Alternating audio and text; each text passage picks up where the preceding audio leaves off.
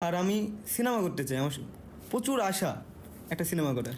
একটা ছোট্ট বাচ্চা যাকে কোটি কোটি মানুষ চিনত শুধু তার হাসির জন্য। সে ছিল গ্রামের হাসির জন্য রাজপুত্র, যার মুখ দেখলেই হাসি চলে আসতো। পল্লীগ্রাম টিভির সেই শফিক আজ আর পল্লীগ্রাম টিভিতে নেই। তবে তার একটা স্বপ্ন আছে, একটা সিনেমা বানাবে। কিন্তু পশ্চিমবঙ্গের সিনেমার এখন যা অবস্থা, তাতে সেটা কি ভেঙে যাবে নাকি পূরণ হবে? পল্লীগ্রাম টিভির ভিডিও মানেই গ্রাম্য বাস্তবতা, হিউমার, নাটক আর মানুষের জীবনের ছায়া। এই জগতে সবচেয়ে জনপ্রিয় মুখ ছিল শফিক। গ্রামের রাস্তা, পুকুর পাড়, ক্ষেতের আল, সেখানে ছিল তার স্টেজ। তার সংলাপ, মুখভঙ্গি, তার কথা বলার ধরন, এ সমস্ত কিছুই মানুষকে মুগ্ধ করে তুলেছে।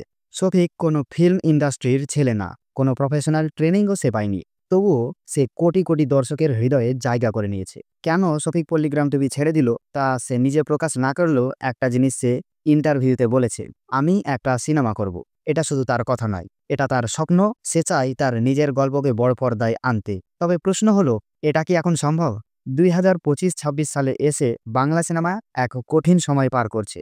একটার পর একটা সিনেমা ফ্লপ, থিয়েটারগুলোতেও দর্শক নেই, বড় বাজেটের সিনেমাও হিট হচ্ছে না। ঝরাপাতার মতন সিনেমা লোকসান গুনছে। দর্শক বলছে ঘরে বসেই মোবাইলে দেখে নেব। অর্থাৎ এখন সিনেমা মানেই রিস্ক, আর নতুন মুখ হলে তো রিস্ক আরও বেশি। তবে এখানেই শেষ নয়।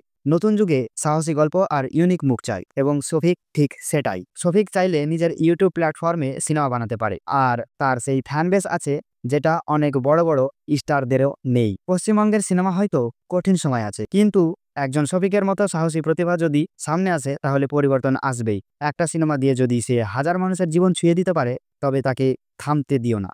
আপনি যদি চান শফিক তার স্বপ্ন পূরণ করুক, তাহলে এই ভিডিওটা শেয়ার করুন আর কমেন্টে লিখুন, শফিক, আমরা তোমার পাশে আছি। অ্যান্ড যারা শফিককে চিনেন তারা অবশ্যই চ্যানেলটি সাবস্ক্রাইব করে রাখুন। And thank you for watching this video. Do subscribe, stay motivated, be good human. খোদা হাফিজ।